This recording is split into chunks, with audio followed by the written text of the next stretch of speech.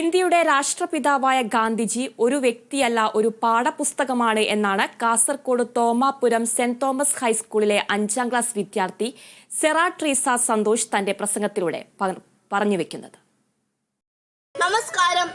British അടിമത്തത്തിൽ നിന്നും സ്വാതന്ത്ര്യത്തിന്റെ പൊൻപുലരിയിലേക്ക് രാജ്യത്തെ നയിച്ച വീര നേതാവാണ് ഗാന്ധിജി. കരംചന്ദ് ഗാന്ധിയുടെയും പുത്ലി ഭായിയുടെയും മകനായി ഗാന്ധിജി ജനിച്ചു.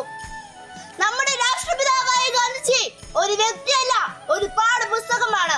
നമ്മുടെ സ്വാതന്ത്ര്യ സമരത്തിൽ അദ്ദേഹത്തിനുള്ള പങ്ക് വിവരിക്കാൻ സാധിക്കുന്നതല്ല.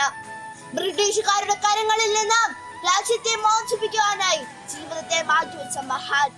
സാധാരണക്കാരുടെ ഇടയിലേക്ക് ഇറങ്ങിയ സാധാരണക്കാരനാണ് ഗാന്ധിജി. അഹിംസയായിരുന്നു ഗാന്ധിജിയുടെ ആയുധം.